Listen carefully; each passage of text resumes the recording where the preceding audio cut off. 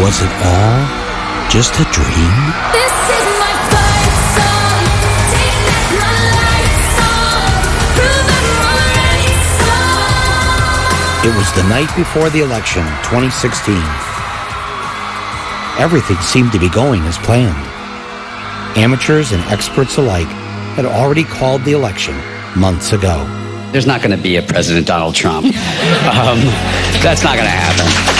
Donald Trump is not going to be president of the United States. Donald Trump will never be elected president of the United States. He's not going to be president. Is there a path to victory for Donald Trump at this point? No. You still think she has a 100% chance of winning the election? I do. I'm not sure the Republican Party is going to survive. I would like to introduce to you the next president of the United States, Ms. Hillary Clinton.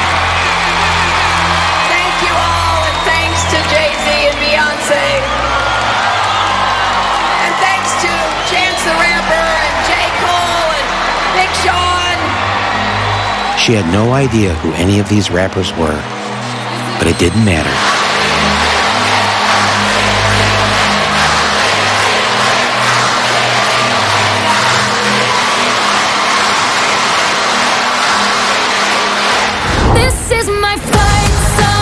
The big day is finally here, and it's time to vote. A giddy nation awoke that morning to the news in the New York Times that Trump had only a 15% chance of winning. You know, growing up as a little girl, I never thought I could be president. It's becoming very real. Congrats, Hillary, our first woman president. Woo, Hillary, all the way to the White House. I waited over an hour to vote. I'm so happy. In Rochester, New York, thousands put I voted stickers on the grave of suffragist Susan B. Anthony. This is the most important election that I have ever voted in. I got to vote for a woman for president. You're gonna make me cry. We finally made it. This is my fight song. Take back my life song. Once the polls closed, before the votes were even counted, the champagne corks were popping at Hillary's victory party in New York City. This has a literal glass ceiling. A glass ceiling they're hoping to symbolically burst through tonight. Let's be one nation, indivisible, with a kick-ass president. Meanwhile, just 17 blocks away,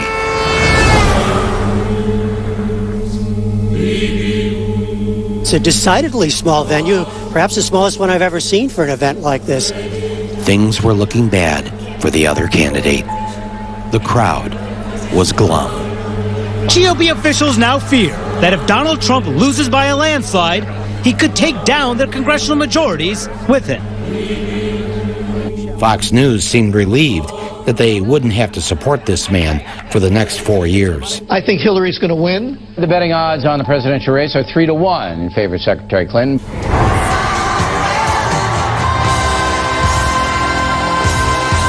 Look at all these wins we're projecting for Hillary Clinton right now. She wins New Jersey with 14 electoral votes. Mrs. Clinton is also performing strongly on the East Coast. Massachusetts, Maryland, and Illinois with 20 electoral votes. Hillary Clinton projected the winner. No huge surprises thus far.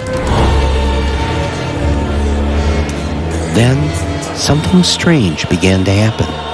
Big news for the first time tonight, really big news in the presidential race. We can project that Donald Trump will win the state of Ohio. Donald Trump will carry the state of North Carolina. And that is huge for Donald Trump. This is exactly what he needed to do. Donald Trump will carry the state of Florida, state of Wisconsin. He will win Wisconsin. Trump doing very well in Pennsylvania right now. It's a cliffhanger going on here in Michigan. 56% of the vote is in. Look at how close it is. Right now, Donald Trump is ahead. It's completely flipped now. To make matters worse, Fox News was using my name. Michael Moore, who knows white working class voters, has made movies about them, grew up in Michigan, had been saying all along to the Democrats, dismiss him at your own peril. And he said, I'm warning you, I know the people who live in my state, and I know how they think, and I know what their concerns are.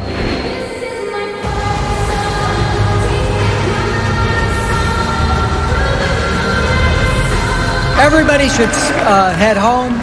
You should get some sleep. We're not going to have anything more to say tonight. This is a Fox News election alert. Donald Trump is the President of the United States.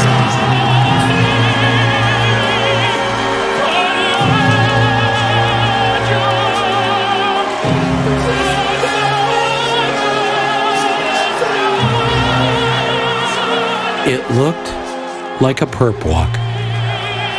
He had written no victory speech. Never did a group of people look as sad to win the presidency as this crowd.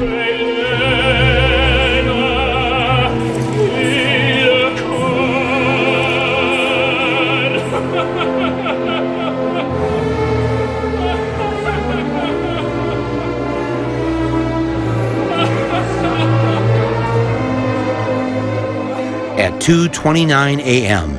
on 11/9/16, our new leader's image was projected onto the Empire State Building. How the did this happen?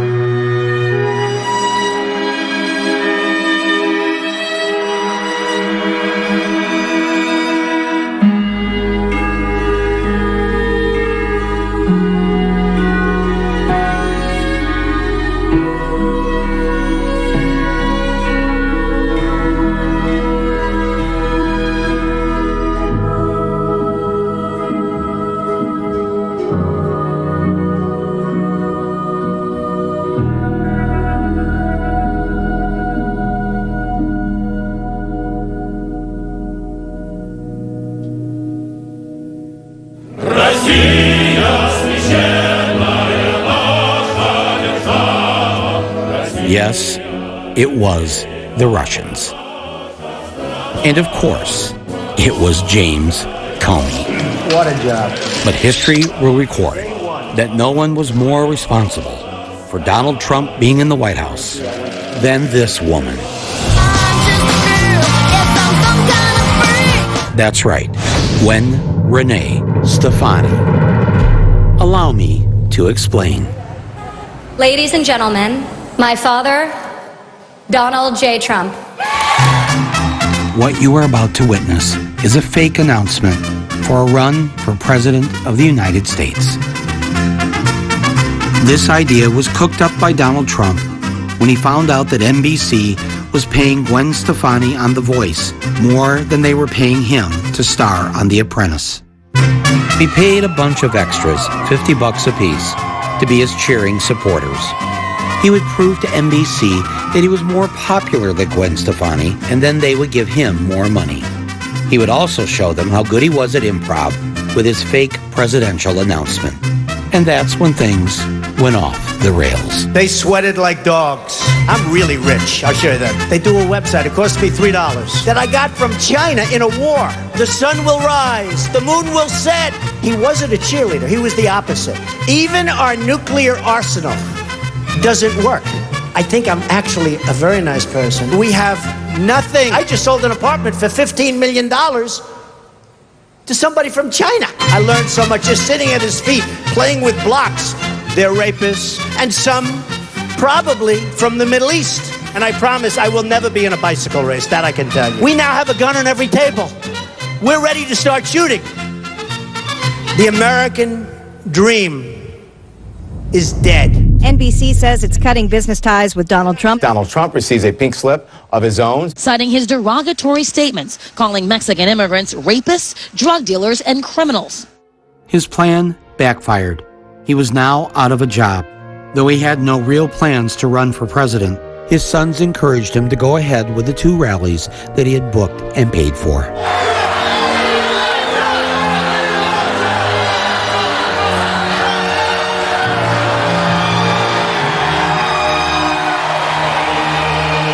As he looked around at the adoring masses, a crowd the size of which he'd never seen before, he had his epiphany. Unbelievable! Unbelievable!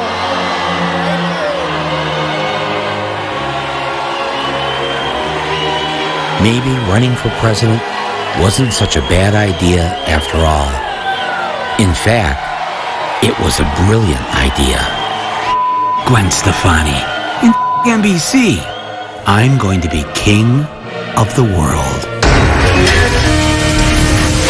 There was no one happier with this decision than the nation's media.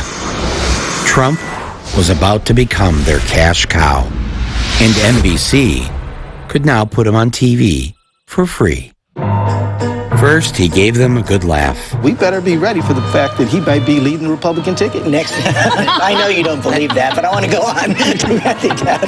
Then, he started telling them what to do. But I want the cameras to span the room. Go ahead, fellas, watch. They don't turn them.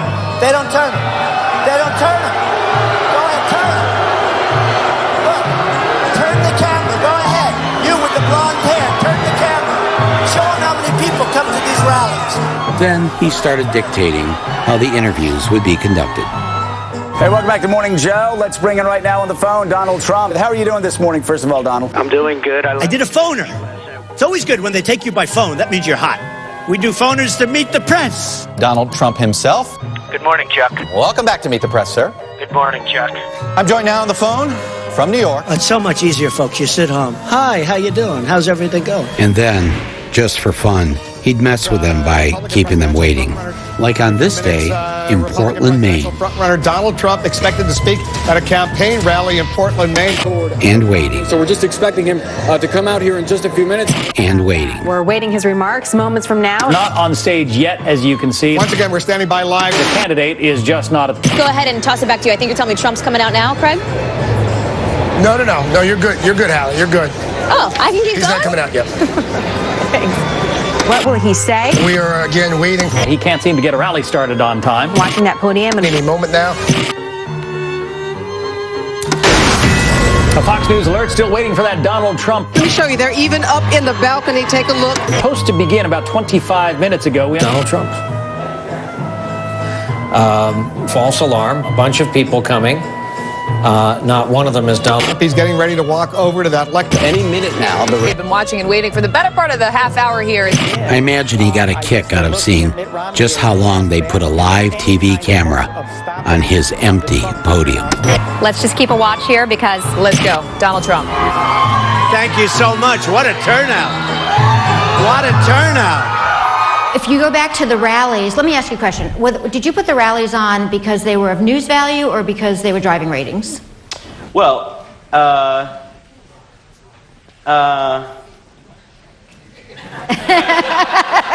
Man, who would have expected the ride we're all having right now? This is pretty amazing, and who would have thought that this circus would come to town? But it may not be good for America, but it's damn good for CBS. That's all I got to say. The money's rolling in, and amazing. That's all I can say. I've never seen anything like this, and this is going to be a very good year for us. All of the big networks were run by men, and some of their biggest stars shared a lot in common with Donald Trump. The word judgment has been used a lot concerning your use of your personal email. Why wasn't it disqualifying if you want to be commander?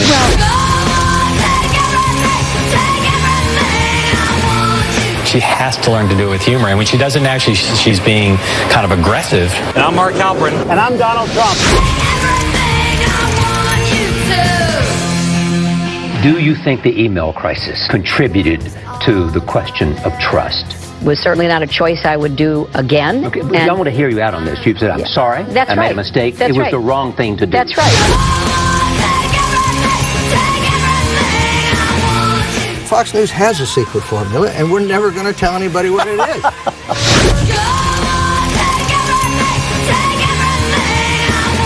There's got to be some downside to having a woman president, right? Something.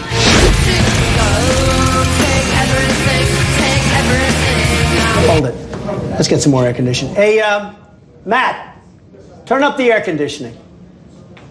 Up the air conditioning. This malignant narcissist, the one on the right, has always played the media for suckers and gotten away with it. I should know. Back in 1998, Trump and I were booked together on Roseanne Barr's new talk show. He did not know that he was scheduled to appear with me. I was all set to take him down, but he wanted nothing to do with it. I saw he was getting ready to leave. Tell her. Have a good time. Excuse me, Mr. Trump? Roseanne's producers asked him to hold up and came and spoke with me and begged me to go easy on him. It's up if you were... I don't know. He was scheduled to be on Politically Incorrect with me, and when he heard I was on, he skedaddled, so... Did he really? Yeah. We're not, we're a daytime show, so there can't be... What does she want to do?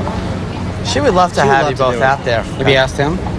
No. You were the easy ones to see. Right. Get you on board. I'm sure then... I didn't want Trump to walk, which would screw up Roseanne's show, so the next thing I knew, I was playing nice. I've been on unemployment 3 different times in my life. But you know what? Neither one of us was ever $1 billion in the hole. I was down, almost about 900 million in the negative sense. Oh, my God. Instead of asking him which Russian mobsters bailed him out of his billion-dollar debt, I just decided to make a joke. And what unemployment line were you standing in? I was doing that. I did learn one interesting tidbit. He had seen my movie, Roger and Me. I tell you, I loved what he did. If I was Roger, I wouldn't have liked it, but I enjoyed it.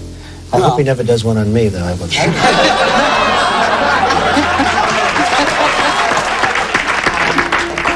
It's very interesting, Bill, because I met Michael and had dinner with Michael years ago, and I found him to be a really nice guy, great guy.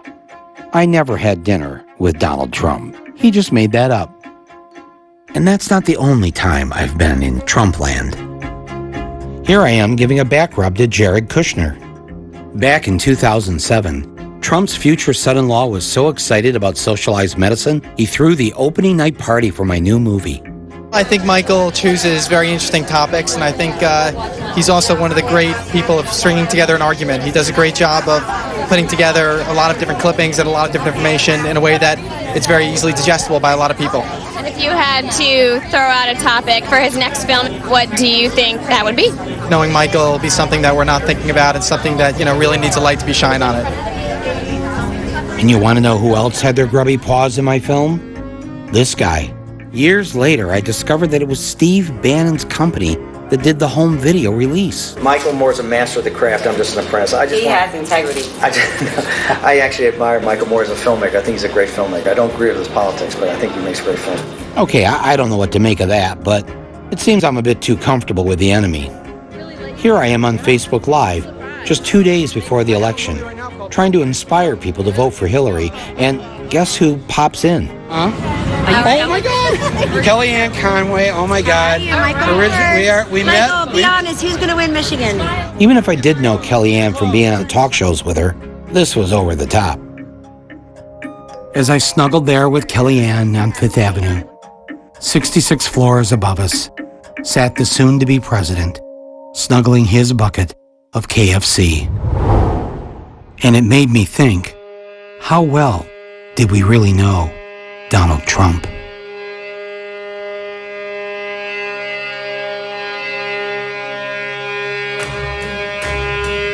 She's a really beautiful baby, and she's got Marla's legs.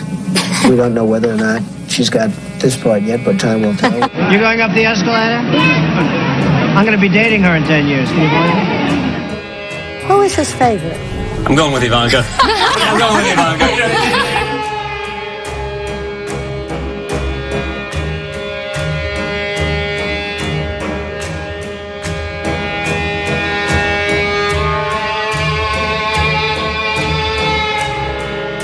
She's 6 feet tall. She's got the best body. When Ivanka Trump came on stage, it's nice to see a dad kiss his daughter. Trump responded, he kisses her every chance he gets. Did your daughter get breast implants? No, she didn't. I mean, I would know if she did. She's actually always been very voluptuous. You are special. You remind me of my daughter. I like you. I like you. And you had sex with him? Yes. He's very proud of Ivanka. He said I was beautiful like her.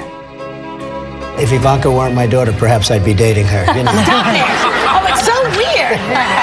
What's the favorite thing you have in common with your father? Either real estate or golf. Donald, with your daughter? Well, I was going to say sex, but I can't relate that. Does this make you feel uncomfortable? I don't know why. None of this is new.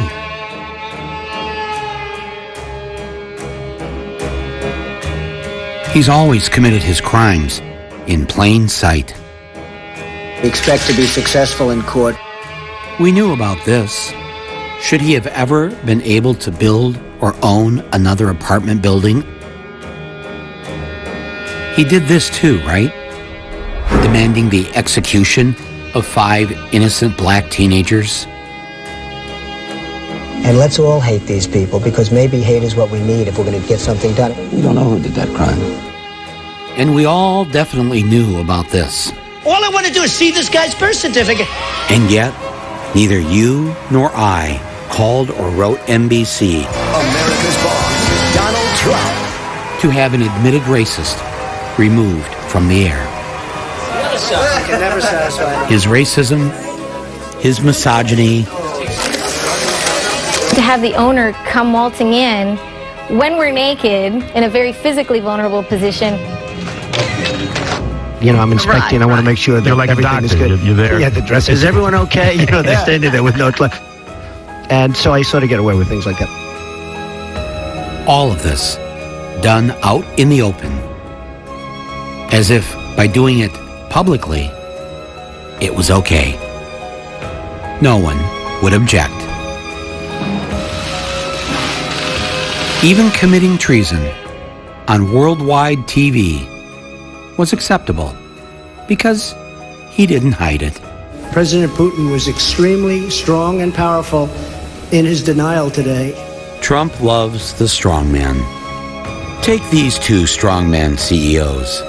They go way back. The one on the right became the governor of Michigan before the one on the left became the president of the United States. Before Donald J. Trump would be unleashed on the world, we here in Michigan got a coming attraction for what you would all soon experience. It began in 2010 when a Republican named Rick Snyder was elected governor of Michigan.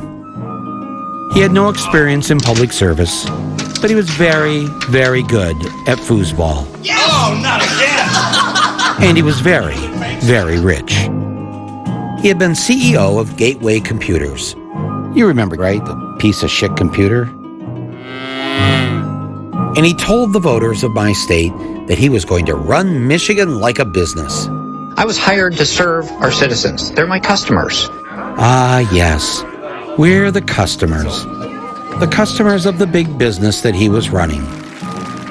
The ones that would pay for his $1 billion tax break for the rich. The Michigan business tax is gone. Emboldened by his victory, he was not satisfied with just being governor. He wanted more power. And how do you get more power? You scare the people and declare an emergency. Governor Rick Snyder appoints an emergency manager. Prop 1, the emergency financial manager. Citizens got their emergency manager. And it is official. State police and a security team out to try and keep peace. The emergency manager bill is now a law. Governor Snyder signed the emergency manager law. Even though there was no emergency. He staged a coup. He removed from power the elected mayors and city councils of Detroit, Flint, Pontiac, and Benton Harbor, and install his cronies to run them in the way that he saw fit. This was a premeditated plan to reduce and privatize public services so that corporate people like him could make more money. People don't think that this is happening in the United States. If you don't say like Flint, Michigan, and you just say the powers of this person, like they'll think like it's Honduras. This is a way to target black and brown communities. It was a king. The governor put a king into the city of Flint, and he ruled without being responsible to anyone. Look at the cities in Michigan that are under emergency management. The ones the governor took over. The governor took over. At one point, 50% of African Americans in the state were under emergency management, compared to 2% of whites. Governor Snyder's idea to remove democracy from Michigan's black cities so impressed the future president that he came to offer his support. Can you share your thought on an emergency manager situation that's still unfolding in our city? Well, that is unfolding. I've been reading about the emergency manager, and my attitude is whatever it takes to make that next step. We could say this maybe a little bit about the country. Whatever it takes to get it to the next step is what I would support. Governor Snyder wanted to flex his new autocratic powers. He saw an opportunity to take advantage of the poorest city in the country and of the largest source of fresh water in the world. Option A was that he could just leave well enough alone. After all, for 5 decades, the city of Flint got its water from Lake Huron, a 10,000-year-old pure glacial lake, water delivered to Flint through publicly owned pipelines. Or there was option B. Why not build a new, completely unnecessary pipeline that would benefit investors, his major campaign donors, and banks like Wells Fargo? The only catch was that while the new pipeline was being built, Flint would have to switch over from Lake Huron to the industrial sewage ditch known as the Flint River. We believe there was a significant financial fraud that drove this. Was it for the benefit of the local unit of government or for the individual? Individuals. At those levels? Individuals are doing it for themselves. Yes. I believe greed drove this. In April of 2014, the governor switched the city of Flint's drinking water to the Flint River. Here's the Flint. Here's the Flint. Here is his team toasting each other over what would amount to, in essence, a slow-motion ethnic cleansing. 3, 2, 1. Some residents are wondering, will we see a change? No, average resident won't notice any difference. Look down in there. Within days, the average residents noticed a difference. A big difference. That's nasty. Their hair started to fall out. Skin rashes appeared all over their bodies. And the children got sick. Parents whose children showed no symptoms were still worried that they might be sick. Because as one doctor noticed, nearly every child had ingested lead. There is no safe level of lead in a body of anybody. There is no safe level of lead. It is potent and it is irreversible, which means once it is in your blood, it wreaks havoc. You mean irreversible for how long? Forever. It literally drops IQ levels of children. It leads to impulse disorder and then memory issues, violent behavior, aggressiveness. It also impacts your DNA. Moms exposed to lead, you can see the DNA changes in their grandchildren. Word of the developing disaster reached the governor's office. And so he quietly dispatched an aide to Flint to find out what exactly was going on. The report came back with bad news.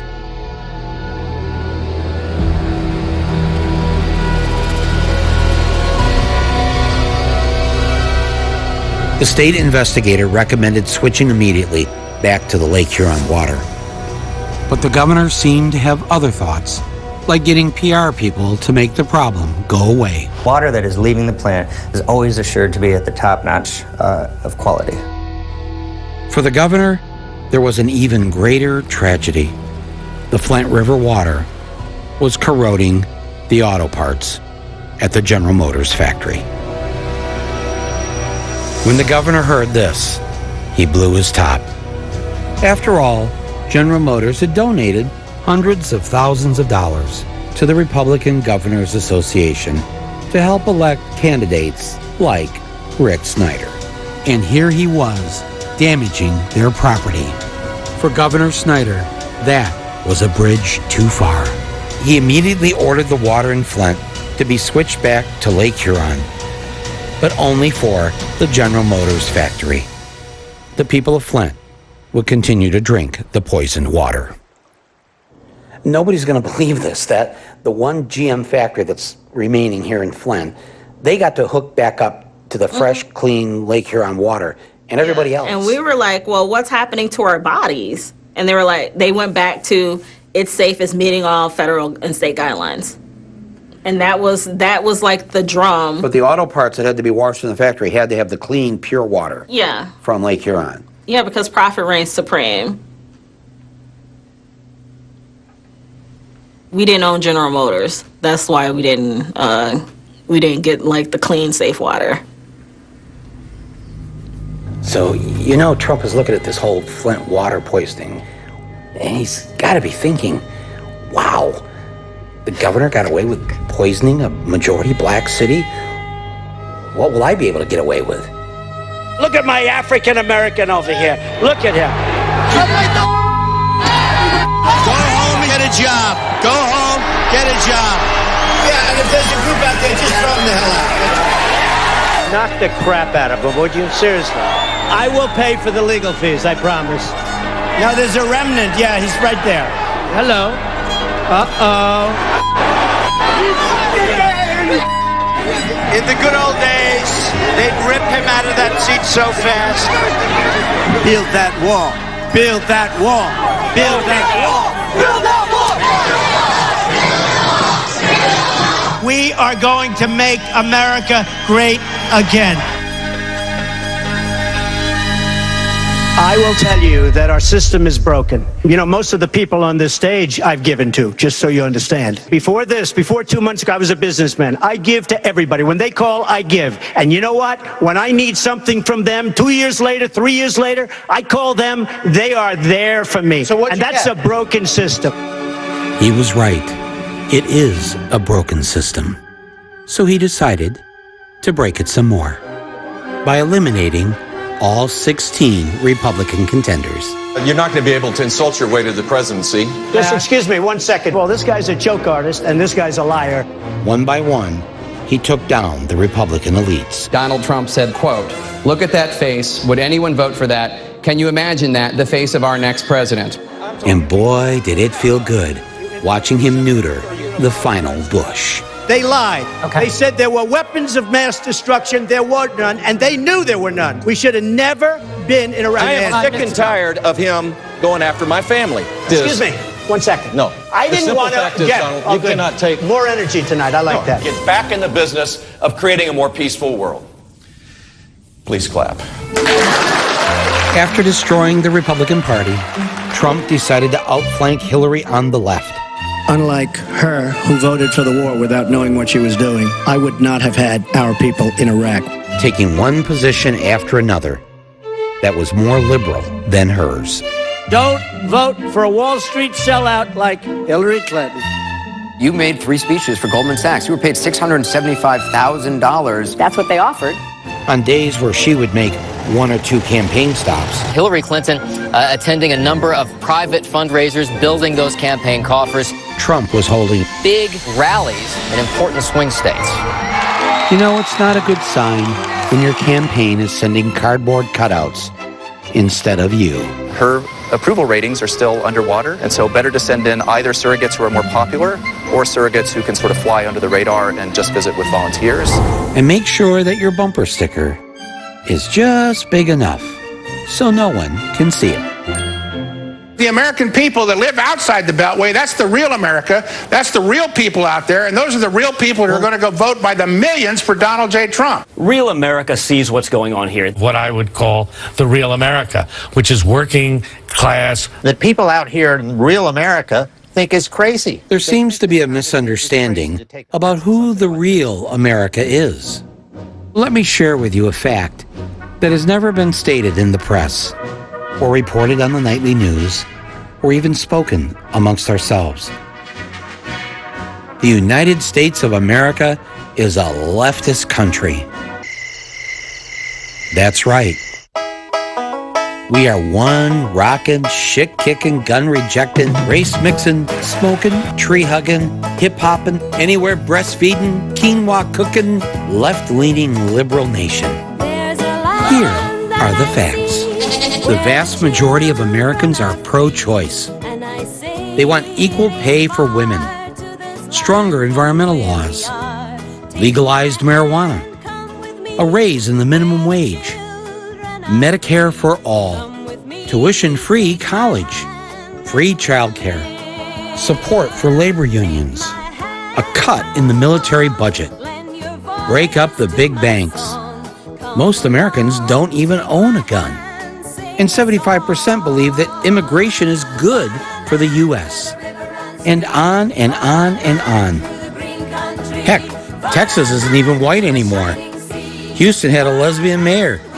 If America is us, and we're the majority, why is it that we do not hold a single seat of power? Not the White House, not the Senate, not the House, not the Supreme Court. In 50 of our state capitals, the Democrats control only 8 of them. Yet in 6 of the last 7 presidential elections, the popular vote was won by the Democrats, which means the Republicans have won only once in the last 30 years. This is the ceremony that takes place every 4 years, when the votes of the Electoral College are brought in to the U.S. Congress inside baby coffins.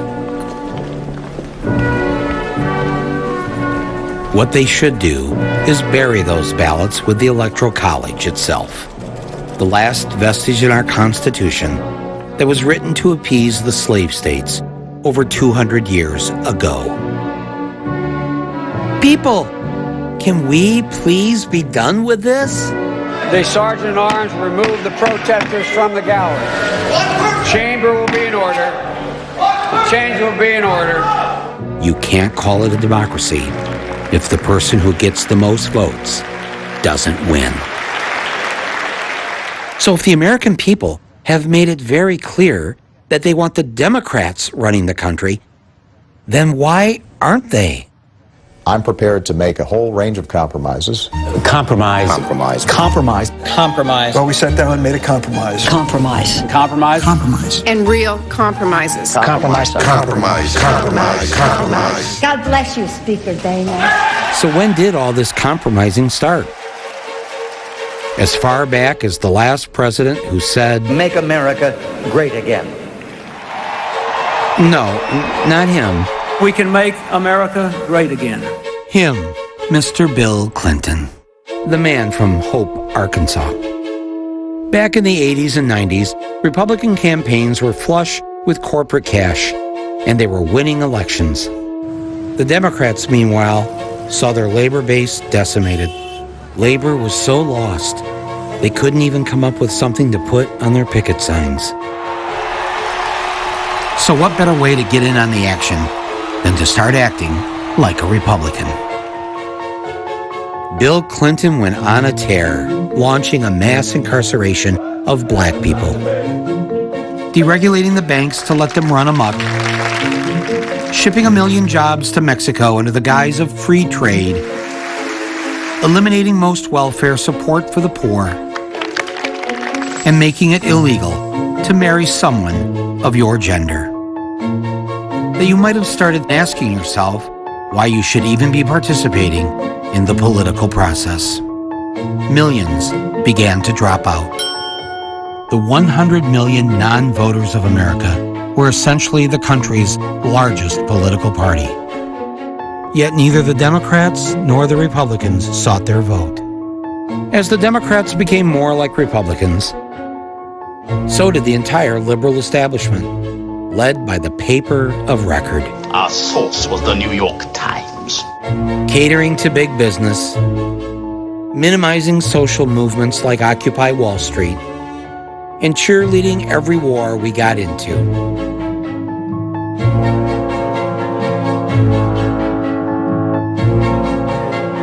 We needed to go over to that part of the world, and what they needed to see was American boys and girls going house to house, from Basra to Baghdad, basically saying, suck on this. It also tries to dictate elections. Bernie Sanders' message resonates with a certain age group, his own. That's the headline. When you read that now, after, seeing what actually happened. Seeing Bernie in person and hearing. The purpose of that article was to try to stop you. Michael, it was more than just that article. Look, we were a real threat to the liberal establishment. Because if you think that the New York Times or the Washington Post is really going to be talking about the issues that are important to working people in this country, are going to be talking about the need to take on the billionaire class, you would be very mistaken. People believed Bernie, and he was sincere in what he believed was if he got saying. elected, he was going to do these things. Right. I was a big Bernie person, and Bernie won every single county in West Virginia. Counties? Yes. Every single county went for Bernie, and in Mingo, Hillary came in third place behind somebody named Paul Farrell. I don't even know who that is, okay? Even though Bernie Sanders won all 55 counties in West Virginia, with Hillary not winning a single county, the West Virginia Democratic Party went to the Democratic National Convention and told this lie to the American people. West Virginia, how do you cast Madam Secretary, 19 votes for the next president of the United States, Hillary Rodham Clinton, and 18 votes for Senator Bernie Sanders. A single lone West Virginian did her best to put her little homemade sign within the camera frame so that the American people would know the truth. The West Virginia Democratic Party decided to alter the results of the West Virginia primary by ignoring the will of the people and adding their own super delegates, i.e., party loyalists, people picked by the party hacks. Just like all the state Democratic parties did. Indiana, Hillary Rodham Clinton. Michigan, Hillary Clinton. Montana, Hillary Clinton. New Hampshire, Hillary Clinton. Rhode Island, Hillary Rodham Clinton. Vermont, Hillary Clinton. I move that the convention suspend the procedural rules, and I move that Hillary Clinton be selected as the nominee of the Democratic Party for President of the United States.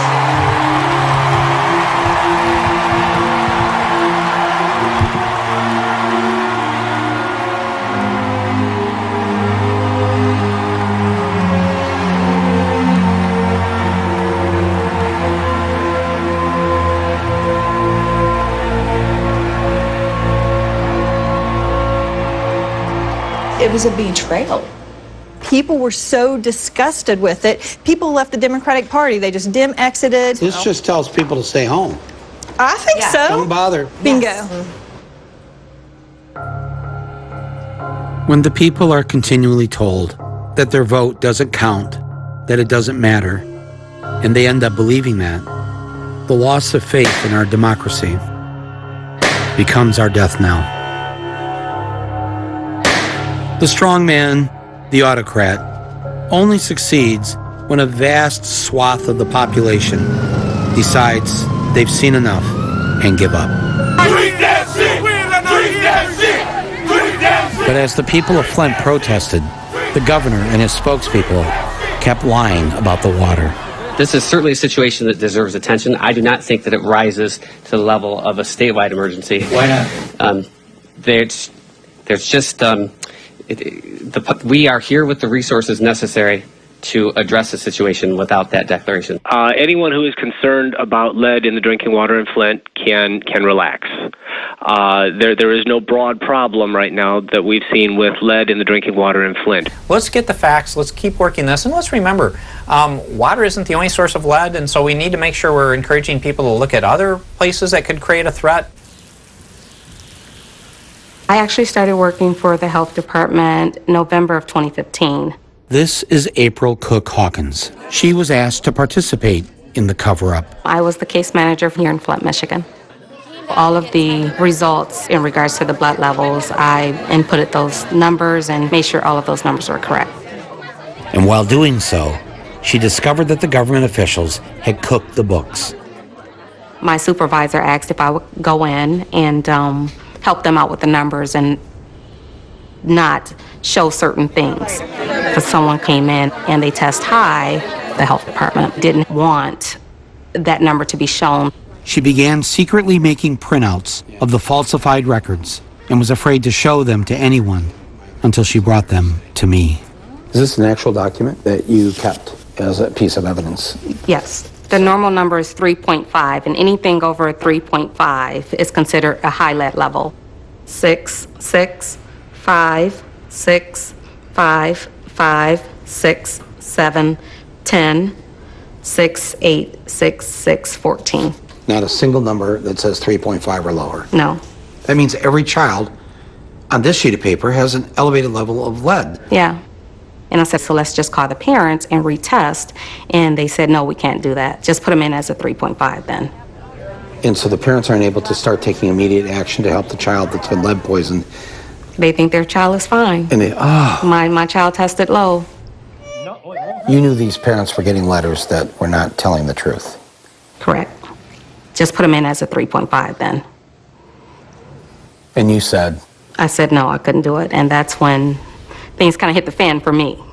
Somebody told somebody to do this, to cover up what the state was really up to. Yes.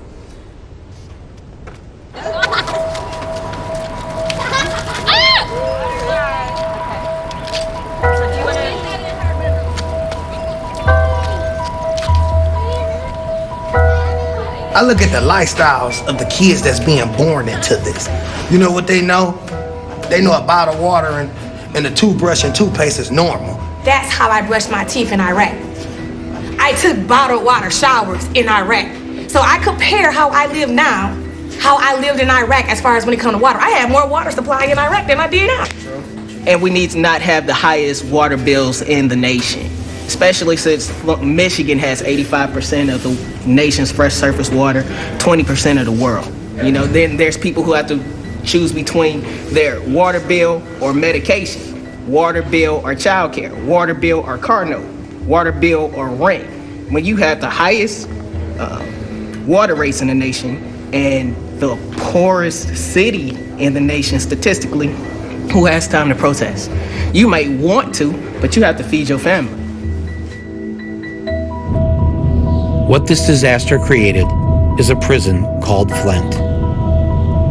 No one would move here, which meant no one could leave. If I was going to describe Flint to someone from out of the state that had never been here, I would let them know that we have a very good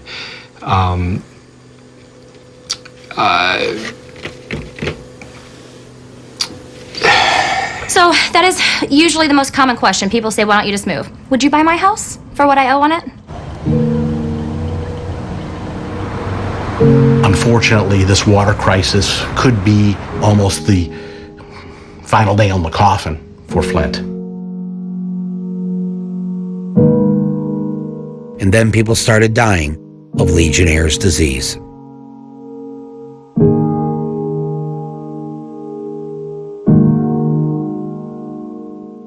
This outbreak of Legionnaires was one of the highest in the country, and it was directly related to the water crisis.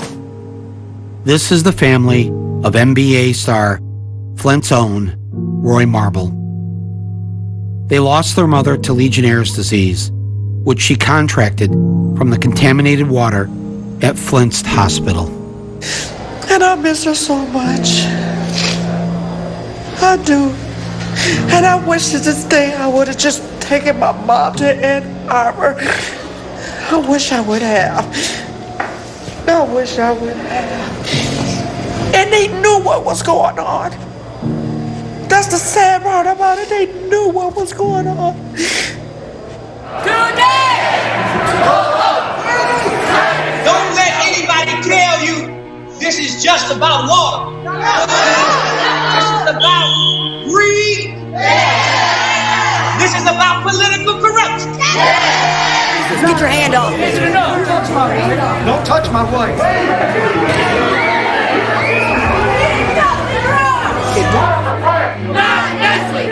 What's your emergency? We had a group of protesters. Do you see any weapons? Medical mortars here.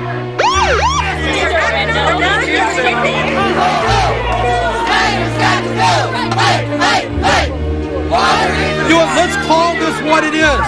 It's not just a water crisis. It's a genocide. It's a racial crisis. It's a poverty crisis. That's right. We need the President of the United States here. We need federal help. We need FEMA. We need the EPA. We need the CDC, and we need the Army Corps of Engineers. What did you know, and when did you know it? You're asking three questions now. Okay. And that goes to your point about being civil. In many respects, you haven't been the most civil about this whole situation. And I'm always happy to answer questions. We stayed here to answer additional questions. And we're trying to be open and transparent. He had been anything but open and transparent. Thanks to an investigation by the Michigan ACLU, the public learned that the governor's office had covered up the poisoning of Flint for nearly a year and a half.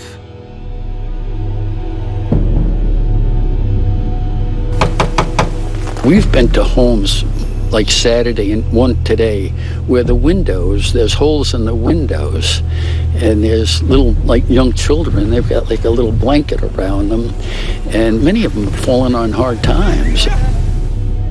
I saw two babies shivering and I'm bringing them bottled water and the mother thinks I'm like the second coming. You know what my thought was? Well, no, my thought was I thought, that son of a bitch. That's what I thought. To do that to our people. Right. He should be charged criminally.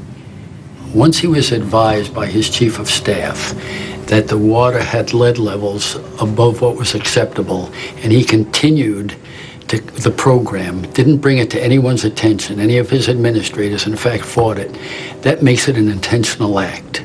So for every hour after he knew that water was essentially poisoning these children, it's a criminal act. I think it's a criminal act. No terrorist organization has yet to figure out how to poison an entire American city. That took the Republican Party of Michigan and its CEO governor to pull off.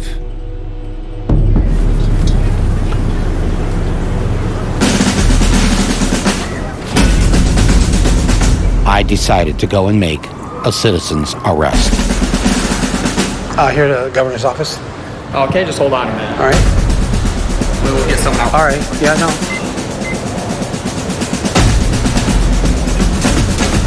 Hey, Ari Adler, Governor Structure Communications. Oh, great. Oh, thank you. Thank you very much. Sure. So, well, I'm here to make a citizen's arrest of the governor, and I'm wondering if you could help facilitate that for me. Okay, no, governor's not here. For poisoning the people of Flint. Well, knowingly poisoning the people of Flint. There were mistakes made.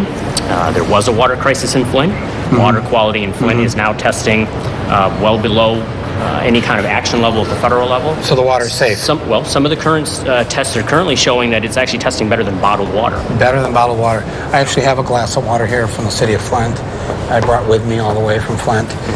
If it is great water, would you mind drinking it right now? I'm not going to just drink a glass of water that I don't know where it came from. I just told you it came from Flint. If you'd like information or you don't. I can do, you think this water's still poisoned? I do not think that at all.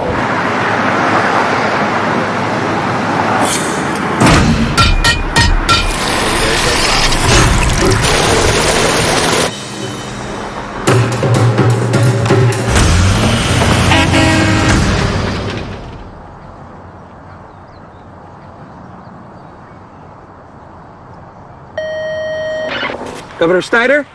Hello? Hello? Hi. It's Michael Moore. Are you home?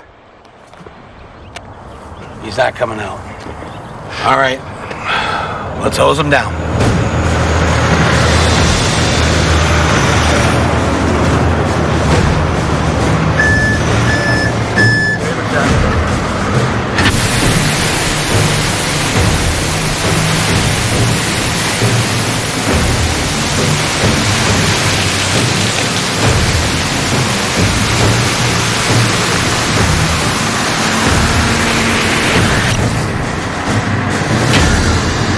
I just got back from Flint. Yeah, that Flint. I saw that dirty water with my own eyes. But not to my surprise, Governor Snyder, you're not much of a provider, 'cause Flint ain't fixed. Every single child in Flint. 10,000 children 6 had drank the lead. Flint ain't fixed. The children up there are sick. The lead in the water is thick. Flint ain't fixed. I wasn't born here, and we came to this country very much for that American dream. And, you know, with nothing besides education, you know, my dad was a GM employee, my mom was a teacher, benefited from, you know, union contracts, sent their kids to Michigan's public schools. The American dream worked for us. It worked for me and my family the way that it does not work for the kids that I take care of in my clinic every day. They are literally waking up to a nightmare of injustice, poverty, lost democracy, and that is another lesson we need to learn from Flint. Maybe that's why it's called a dream, because it's not a reality for everybody. No, it's not. Right? Yeah, there are multiple Americas.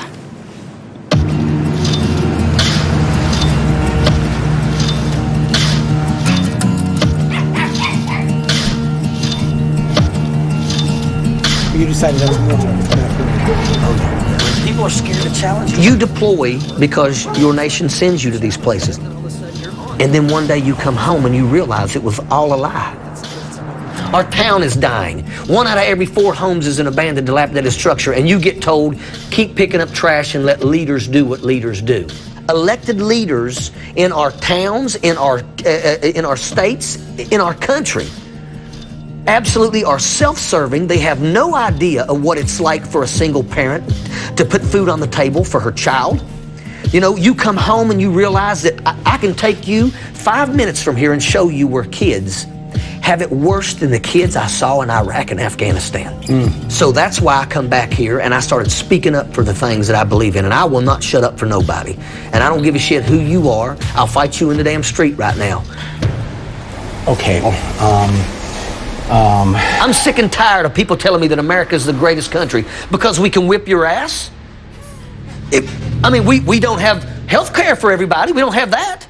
We have homelessness that's everywhere. We have an opioid epidemic that has absolutely destroyed our communities, has killed more people last year than all the lives lost in the Vietnam War, and we're not willing to go to war against Big Pharma.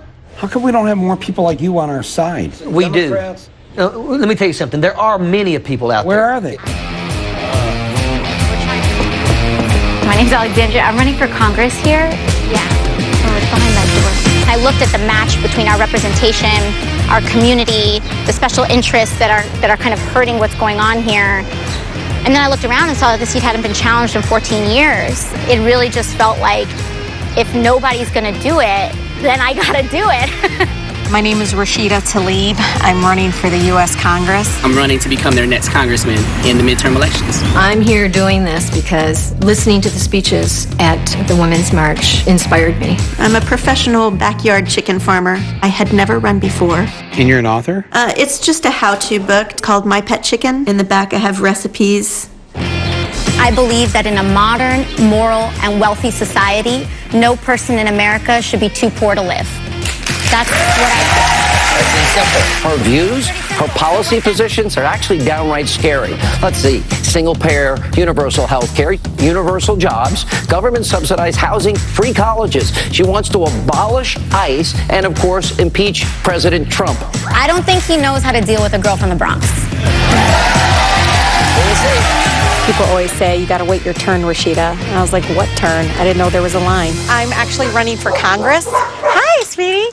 You probably also see me get kicked out of the Trump rally. Donald Trump was coming. He was less than a couple miles from my house. We found out that the Detroit Economic Club was not going to allow questions. First time ever in history. Well, we were taken aback by that. Why can't we ask questions? Detroit. So 12 women came there and every 2 minutes interrupted. In terms of violent crime. Asking questions about what is his stance on labor organizing? What's his stance on sexual harassment? Today I will outline my economic vision. In the coming weeks,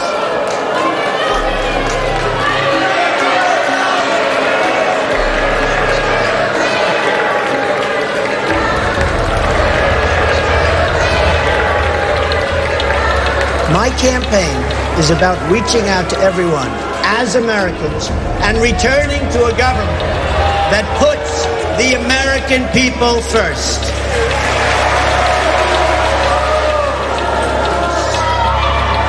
My question was, have you read the Constitution? What part of the Constitution?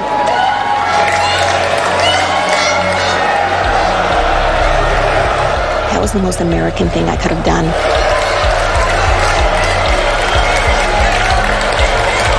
A lot of my colleagues said, oh, it's a little too aggressive. A Democratic state senator called and said, do you think that was really necessary? And two of my Republican colleagues were like, really proud of you, girl. You know, I don't agree with everything, but good for you. There's a sense of respect, ironically, from the other side for the way I approach issues. One thing was abundantly clear. These candidates were fighters. People deserve someone who are going to fight for the people and not for corporations. To be able to encourage someone to run for office, man, it is truly the lack of political will from our Democrats. And their backbone is literally just missing, right? And you put both of those components together, and then on top of that, you taking money from the same folks the Republicans taking money from. The Democratic Party should be recruiting extraordinary, ordinary Americans that actually get on the same bus as their constituents. Actually have kids in those public schools and understand what it feels like for a teacher not to get paid real salaries or lack of resources, right? The definition of electoral insanity is trying to re-elect these same guys over and over again and expecting our country to be any different. For the first time, Democrats will have an all-female statewide ticket. And on that list, Rashida Tlaib. She is poised to become the first Muslim woman in Congress. We're not ready to give up on the party. We're just ready to take it over. And let's put some people in there that get it because we felt the Take pain. it over. Take it over. Take it over, Michael. It was already being taken over. Hundreds, if not thousands, of insurgent candidates, many of them women. They weren't just running against Republicans. They were running against the establishment of the Democratic Party that has led them to defeat for so many years. This old guard had tried to keep the candidates on the moderate side of things, to stay in the center, to not rock the boat. In other words, to lose. 51% of people between 18 and 29 no longer support the system of capitalism. Well, I thank you for your question, but I have to say we're capitalists, and that's just the way it is. The we who are capitalists, is she talking about her constituents?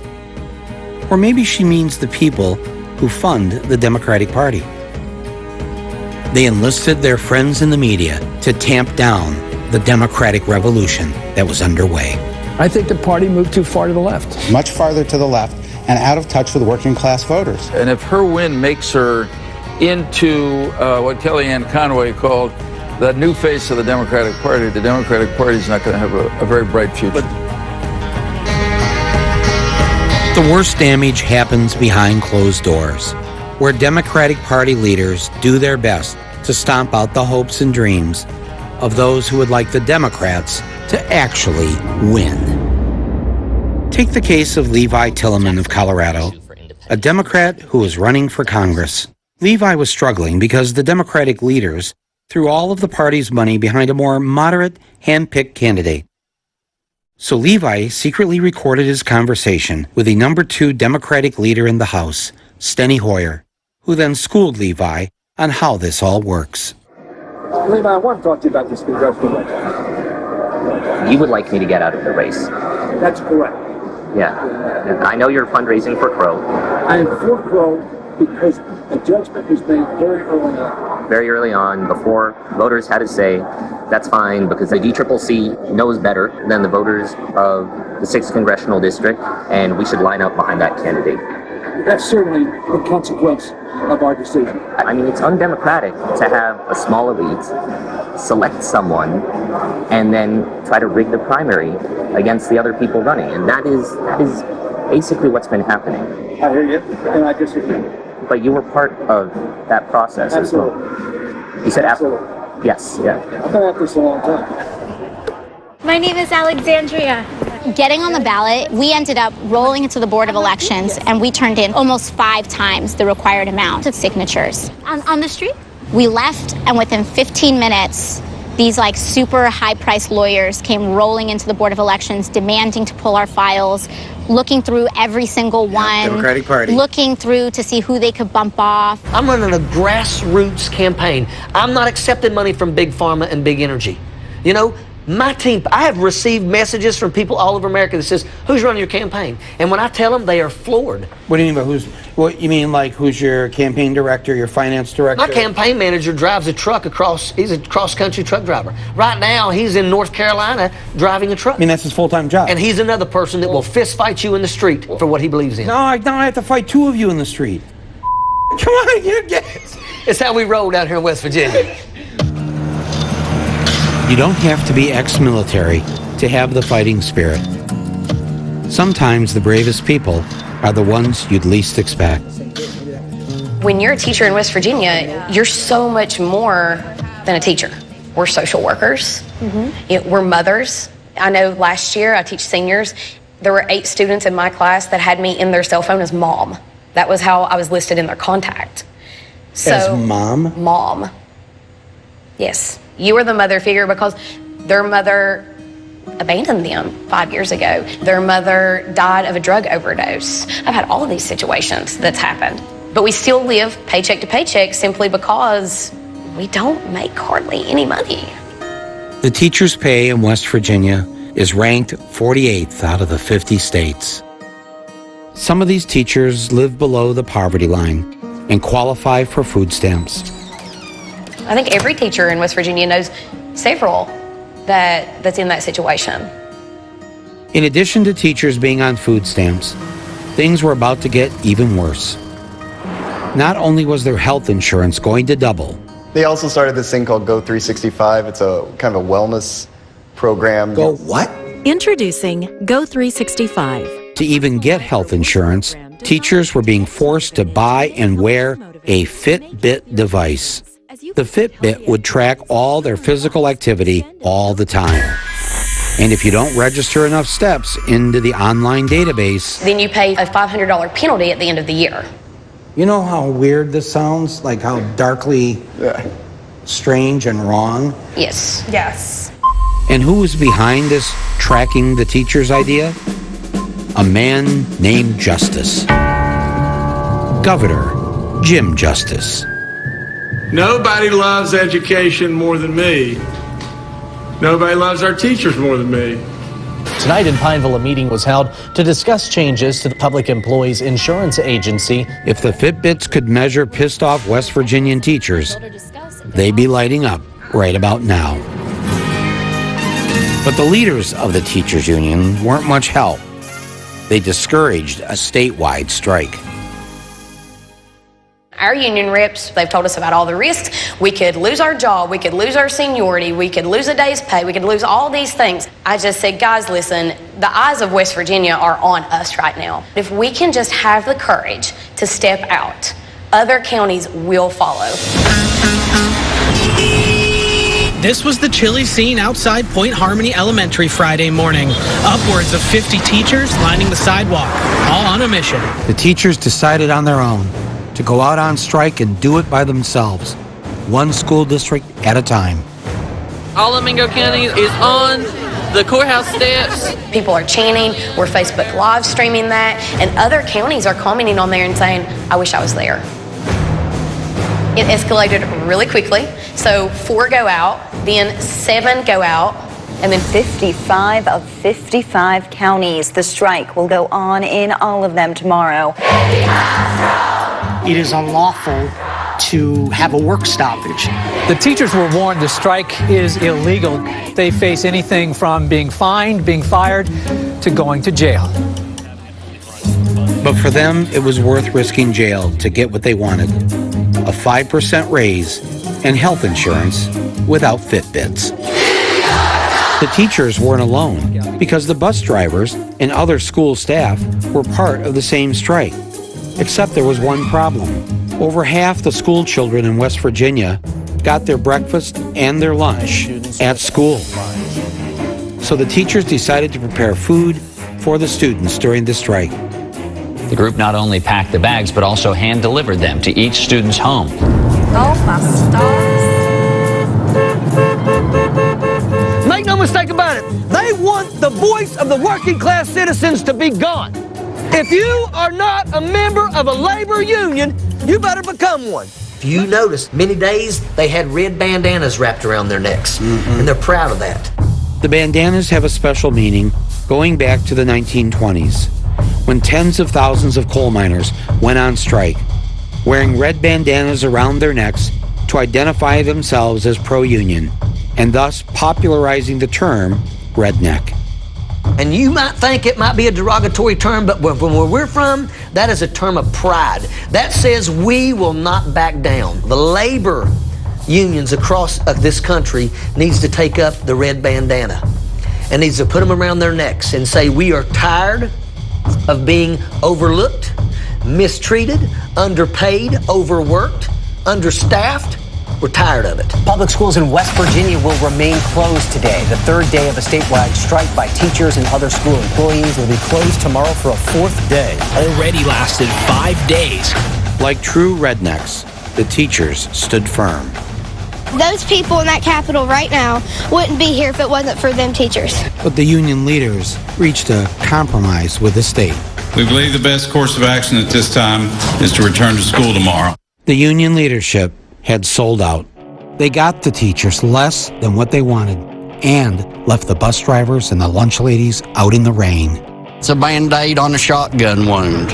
The teachers rejected this and insisted that the bus drivers got the same raise that they wanted. They continued to stay out on strike.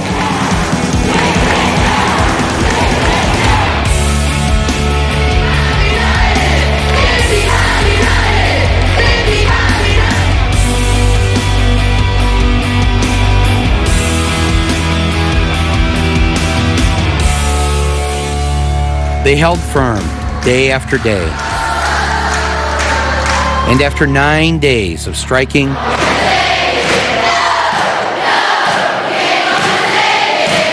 and singing Twisted Sister, the teachers finally won the raise they were fighting for, not just for themselves, but the same raise for the bus drivers, the lunch ladies, and everyone else. Oh, and the Fitbits? They were finito. The moment we won, we celebrated for like 5 minutes, and then we put the rest of the nation on notice. And it's starting to spread all over Kentucky. Arizona, North Carolina. Oklahoma is pissed off. Now on Monday, teachers right here in Colorado will join in the walkouts.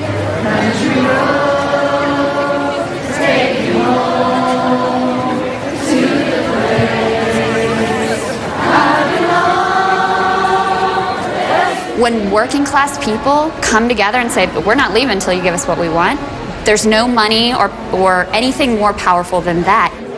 And that's why politicians since the beginning of this country, they have tried to divide people by race or gender. Right. And so that's the Republicans do it, but you know what? The Democrats do it too. The Democrats say that the concerns of the people here don't have anything to do with the concerns of the people in Flint, Michigan. And that's bullshit. All right, so here's the plan. I'm gonna go take an Uber in the afternoon before 2:40. From there, I'll go into school campus, load my bags, and get my AR-15 and a couple tracer rounds. Wait, and people will die. Location is Stone Douglas in Parkland, Florida.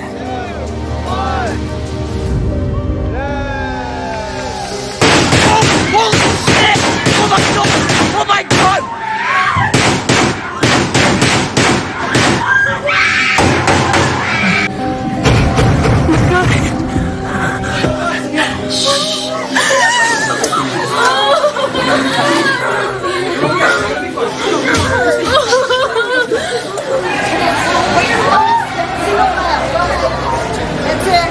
Teachers, make sure you stay with your students, okay? And, like clockwork, came the thoughts and prayers. Thoughts and prayers. And our thoughts and prayers. In our thoughts and prayers. Quote, our thoughts and prayers. Thoughts and prayers. Our thoughts and prayers. Our continued thoughts and prayers go out to all. And they always tell us not to make these shootings political. A group of teenagers said, well, that's the end of that. They decided to make it political because it was political. In response to President Trump, I would say this. You want to look back on our history and blame the Democrats? That's disgusting. You're the president. You're supposed to bring this nation together, not divide us. How dare you? Children are dying and their blood is on your hands because of that. I'm going to happily ask him how much money he received from the National Rifle Association.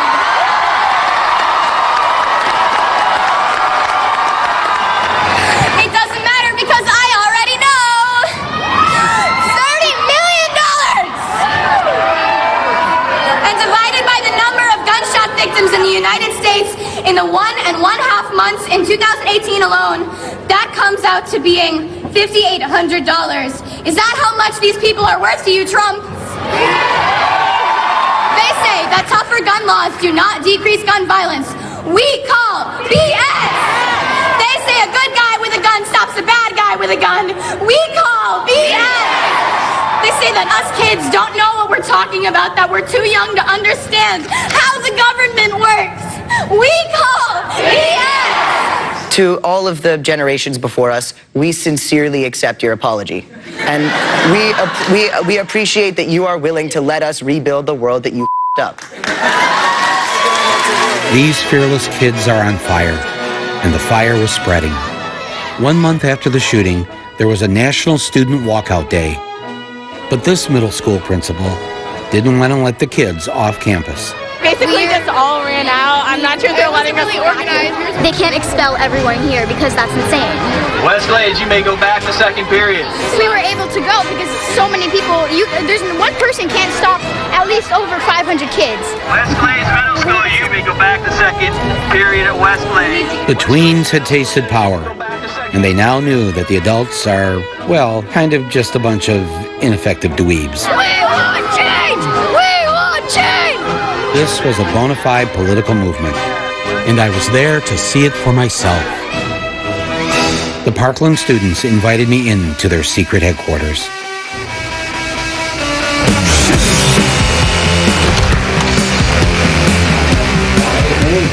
I think it's just insane to think that within a month of this happening, the pace that we've gone at, we have an international NGO that we're running out of an office space in the same city now. 22 students. Being run by 23 walking hormones with probably a lot of ADD in between.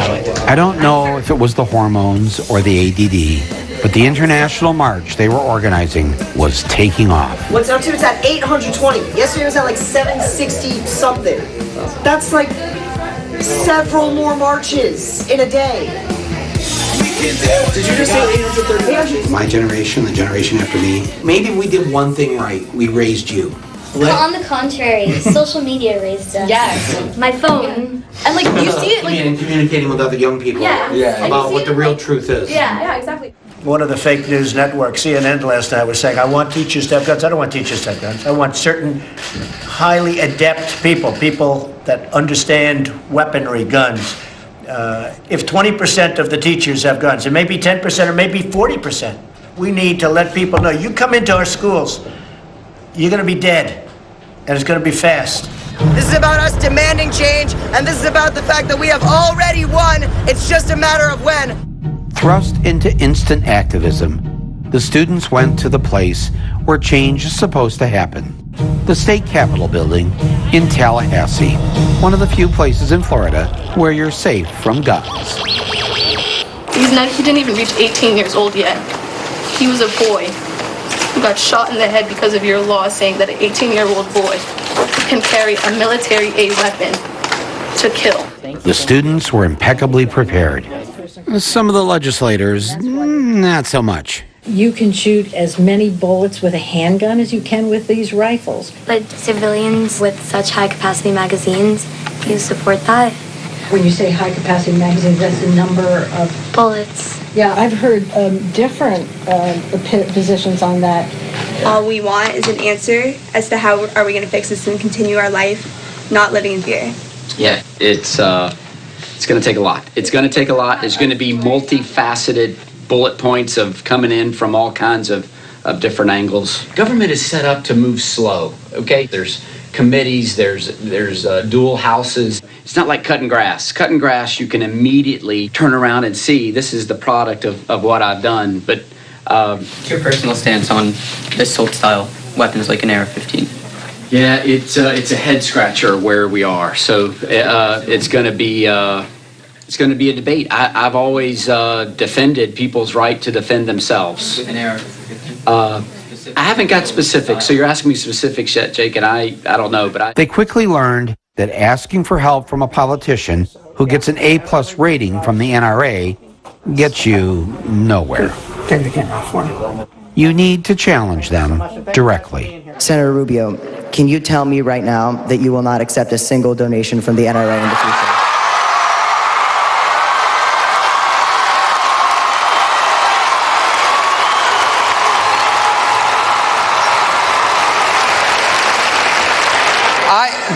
That is the wrong way to look. First of all, the answer is people buy into my agenda. You can say no. Second, well,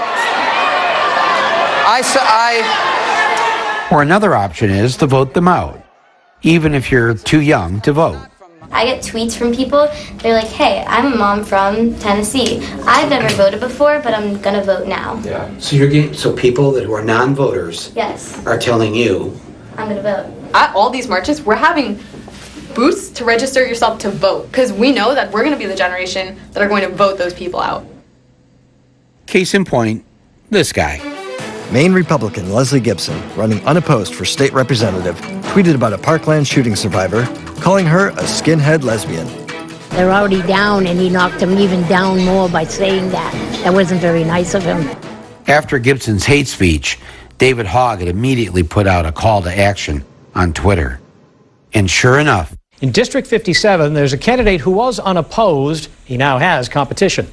28-year-old Aaron Gilchrist of Green submitting the necessary amount of signatures required by the Secretary of State's office to run. And then this happened. Guys. Breaking news. The guy who called Emma a skinhead lesbian who is running unopposed as of like a day ago. And we dropped out. my God! That's amazing! She had just met the deadline at 5 o'clock in Maine yesterday to run against this asshole. I just can't believe that it was a day. It was literally a day. Literally. Both Emma and I failed 2 psych tests today. Oh, no. But it's fine. We're changing the world. Like, in hindsight, I'm not going to care about that. What I'm going to remember about this day is getting that woman in Maine, like, pretty much in office. Not your psych test. Yeah.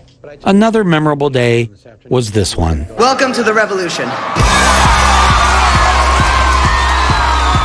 Teenagers organized this all by themselves. No adults were allowed on stage to speak. And with over 700 marches underway in American cities and another 100 globally, it was the largest single day of protest in the history of our nation's capital.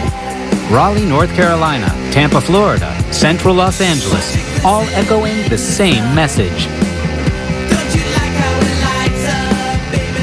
And when a message is urgent enough, sometimes help arrives. City of Flint, USA, May 5th, 2016. POTUS has arrived. The people of Flint had one last beacon of hope. We were all invited to this big thing where the President Obama was going to speak to us about the problem. Oh my gosh, this is so cool! Oh yes! Oh yes! It's finally here. We've been waiting. Once he can make a conscious decision to push this with urgency. While President Obama was on his way to the event, Governor Snyder thought he'd take to the stage and warm up the crowd.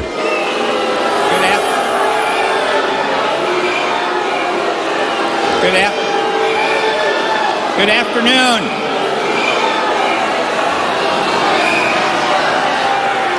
Good afternoon. I understand why you're angry and frustrated. Not like we do! I want to come here today to apologize. Too late! Too late!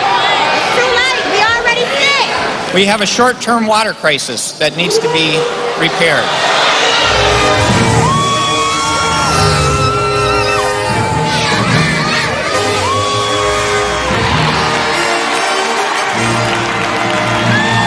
Thank you for caring for us, Obama.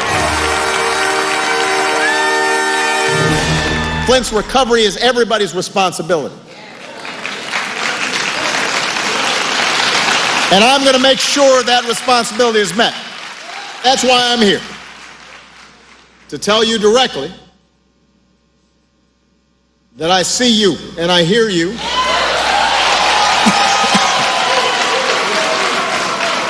We invest. Can I get some water? Come on up here. I want a glass of water. Get a bottle. Bottle water. I want a glass of water. Everybody settle down. This is a feisty crowd. Thank you. I really did need a glass of water. This is not a stunt. What? He wet his lips. He did not drink it. He didn't sip it. He wet his lips. There was an audible gasp in the audience. People were just like absolutely dejected. Why would you do that? I am sure that somewhere when I was 2 years old, I was taking a chip of paint, tasting it, and I got some lead. Yeah, that's like talking about like, well, I didn't wear a seatbelt and I'm fine. It's like, but there were tons of people that died. Backstage, the president, sitting at the table with the criminal governor, decided to perform his stunt all over again. Generally I have not been doing stunts here, but, That's not what I expected. That's what Snyder did. It felt like he minimized like what people were actually going through and struggling with. If you were actually lead poisoned, you would not be president, you would be janitor Barack Obama. We were holding on to hope that he would declare a disaster area. A disaster would give us FEMA, it would give us pipe replacement, get engineers in here. Then we could get Medicare for all the residents of Flint. As soon as he took a drink of the water and said everything's fine, that was that. And look at it, years later, it's still poison. When he came here, he was my president, but when he left, he was not my president.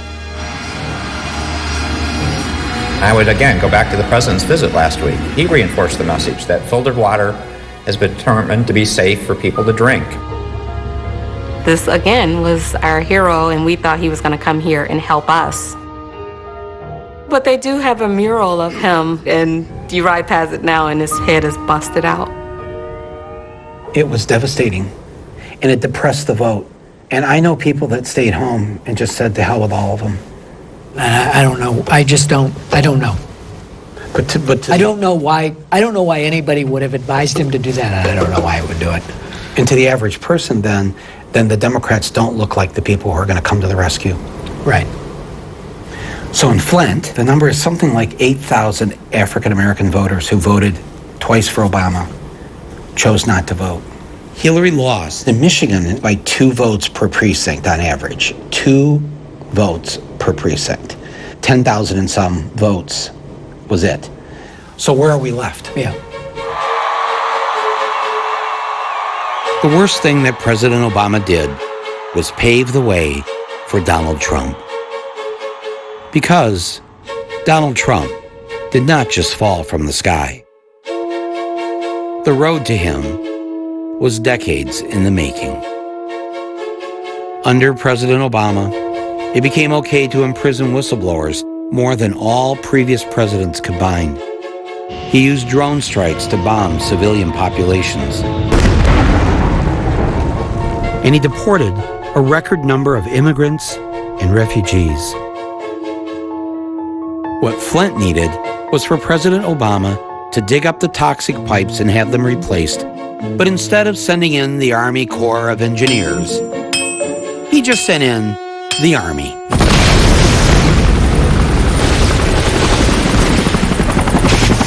Those are not normal in Flint. And it's going down like a... Wow, where is it? Oh, shit. Oh, my God, there's another one. What is that? Why are they so low?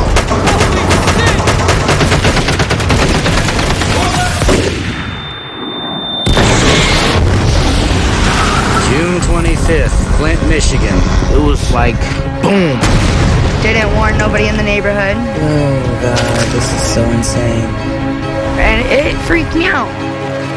Obama's Department of Defense decided to use Flint as a training ground to prepare Army troops so they could fight future wars in urban communities. What are you guys doing this training for? It's just to conduct some realistic training. No one in Flint was warned in advance that they would now be used for target practice. A few things broke in our house. Glass started to fall off the table and stuff. What are we going to do? Everybody better get ready. What is it? What organization are you a part of? I'm part of the United States Army. U.S. Army. In what other part of this city would they have did this without notifying the people? Why are they doing this in Flint? Like, why here? Probably because the availability of the abandoned buildings. 12:11 a.m. In the city of Flint. See that? Coming to an American city near you. Because if it can happen in Flint, it can happen anywhere.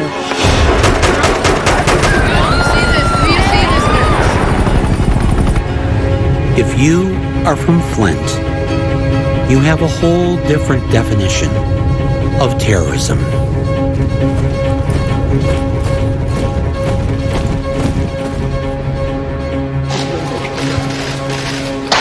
He was the only candidate of the 2016 election, Democratic or Republican, who decided to visit the scene of the crime. Perhaps he wanted to admire the handiwork of fellow Republican Governor Rick Snyder. Somebody once asked Donald Trump, how do you handle being at the center of all of this media attention, the whirlwind around you? How do you weather the storm? And he looked up and he said, I am the storm. I am the storm. And as you know, there's only one person who can navigate the storm, and that's the person who created the storm. And the rest of us are just looking for cover.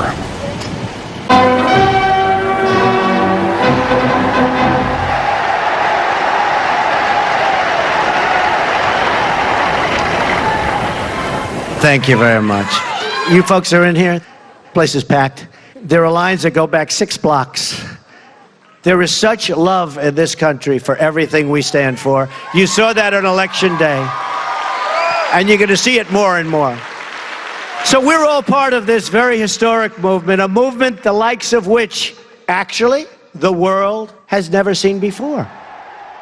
Often the move is to say, you're making a comparison to Hitler. It's not a perfect comparison, and therefore, let's throw all of history out. Whereas what I would say is, of course, the comparison's not perfect. No comparison's ever perfect. History doesn't repeat. But history is this huge resource of patterns. It's this huge resource of structures. It's a way to try to get your bearings in a moment like the present one where we're not really sure what's going on. They were one of the greatest liberal democracies in the world. They were the first country to have universal health care for all citizens. They not only invented the printing press, they read more books than any other country, and it was not unusual for each of their cities to have a dozen daily newspapers, a robust free press. And they made the best movies.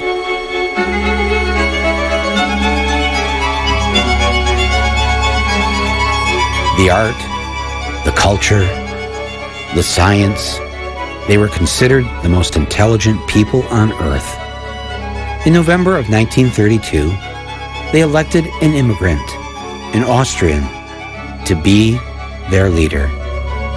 He had no political experience. He didn't talk like a regular politician. He just told it like it is. It was so refreshing. Women loved him. Children were always excited to see him. Oh, and he loved animals. Look what Hitler dines on. Not even soup for the ascetic vegetarian. Just a couple of crackers for a victory banquet. He told jokes. He told stories. He was a great dancer. He talked about putting Germany first. And when German football players disrespected the national anthem, they were punished. He talked about creating jobs for everyone. He built roads and infrastructure and camps. He knew how to use the new media, radio, newsreels, and in 1935, he started his own TV network 4 years before Americans were introduced to television. Heil Hitler! He even knew how to use fake news. Im Lager Juden von verschiedenen Berufen haben die Gelegenheit, ihr Berufsleben wieder aufzunehmen. Oh, how the crowds flocked to see him. But his Nazi party only won 32% of the seats in parliament, which the Germans called the Reichstag. The popular vote was won by Germany's left liberal parties. Hitler wanted more. A few weeks after his inauguration, there was a terrorist incident. Somebody set the German parliament building, the Reichstag, on fire. Many believed it was the Nazis who did it in order to create a national emergency. But Hitler blamed the Communists. The Communist Party was banned, and their seats in parliament taken away.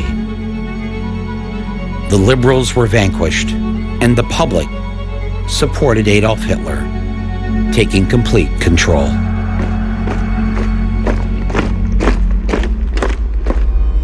This Jewish weekly in Germany published a front-page editorial saying that everyone should calm down. Now that the Nazis are in power, we don't believe that Herr Hitler and his friends will do all the things that they promised. They won't suddenly take away the constitutional rights of German Jews. They won't lock us up in race ghettos or unleash the murderous mobs on us. They can't do these things because the Constitution won't let them. Back in the U.S., the New York Times agreed. They reassured the American people that things would not be that bad. They even wrote flattering articles and said that Hitler's anti-Semitism was not so genuine or violent as it sounded, and he was merely using anti-Semitism as a bait to catch followers. When you track how people first reacted to Hitler and Mussolini, they said, oh, he's just insane. Or the classic thing is that the elite party, in this case, the GOP, we're going to invite him into power, and then we're going to control him. How am I doing? Am I doing okay? I'm president. Hey, I'm president. Can you believe it, right? Over and over in history, what has happened is that these people get invited in, they get legitimized, and then they take over the show. There is no Republican Party. There's a Trump party. At 12:05 p.m. on January 20th, 2017, just minutes after being sworn in as president, so help me God, Trump filed the paperwork for the Trump 2020 re-election campaign. Within days, he went right back to holding rallies. Keep America great! Exclamation point. And campaigning for an 8-year presidency. Unless they give me an extension for the presidency. These are what I call trial balloons. You throw out an idea that previously was unthinkable. 4 years, 8 years, or as you know, FDR, in one case, 16 years. Should we go back to 16 years? Should we do that, Congressman? Can we have that extended? Unthinkable in democracy or unthinkable for human rights reasons. She is a great gentleman. He's now president for life. President for life. No, he's great. He's great. Look, he was able to do that. I think it's great. They float these ideas, they get them out there, and then the press does its job for him. President Trump offering his congratulations to Turkey's President Erdogan for winning a referendum that grants him sweeping new powers. Picks them up, amplifies them, circulates, and then it becomes a thing. You know, the last time I jokingly said that, 16 years, the papers started saying, he's got despotic tendencies. Now, I'm not looking to do it. Unless you want to do it, that's okay. And it becomes part of the discourse. Half of all Republicans in a poll said they would agree to postpone the 2020 election if President Trump asked them to. 52% of Republicans would support postponing the 2020 election if Trump proposed it. And he hasn't even proposed it. People do think, well, we have this democracy, we've had it for over 200 years, it's not going anywhere. But it's so bogus. That's just not true, Michael. We've had a democracy since circa 1970. I mean, if black people can't vote, it's not really democracy. If women can't vote, it's not really democracy. Democracy, I mean, I love the fact that I live in a country which is more democratic than others. But I will say that democracy in America is an aspiration. It's somewhere we got to get. I mean, when only half the population is voting, when there's unlimited money in politics, we're not there yet. Over 1 million new jobs, companies investing billions in America, stock market reaching all-time record highs, our country strong again. Never in American history has a president kept more of his promises in his first 2 years in office. Not the promises he made to the voters, but the promises he made to his fellow billionaires in the ruling class. A record tax cut for the rich, passed. Obamacare. It's obvious that it's failing. It's dead. Dead. Banking regulations either weakened or removed. Doesn't get much bigger than that, right? And is on his way to packing the court with 140 conservative judges. A modern-day record. And making lifetime appointments to the Supreme Court with right-wing judges. The Paris Climate Accords. Will withdraw. The Iran nuclear deal. Will withdraw. Our reconciliation with Cuba. I am canceling. Privatized prisons. Whose stock has nearly doubled. Privatized public schools. And he's building that wall. We want to make it perfecto. We shall establish, beyond the realm of doubt, facts which, before the dark decade of the Third Reich, would have seemed incredible. I had a defendant who killed 90,000 Jews, and I asked him, why did you do that? And he said, Hitler knew more than I did, and he told me the Jews were planning to attack as a matter of self-defense, to defend ourselves against that attack. Now, that was the same argument being made by the President of the United States. What Trump is doing? We're doing something for which I hanged this man. You can roughly locate any community in the world somewhere along a scale running all the way from democracy to despotism. I hated watching this stuff in civics class, but boy, do I miss it now. When a competent observer looks for signs of despotism in a community, he looks beyond fine words and noble phrases. As a community moves towards despotism, common courtesy is withheld from large groups of people on account of their race. You're a piece of shit, you spit. Nasty. Are you a citizen? Yes, I am a citizen. Are you a United States citizen? Can you please get away from me? Then you should not be Can you please get away from me? I hate you. Excuse me. One more time. You should get in a Jewish oven and die like your ass. You and you people, okay? Get the out of my country. Or because they don't like a man's religion. Is there a Muslim problem in the world? Absolutely. Christianity is under tremendous siege. It's death by a million cuts.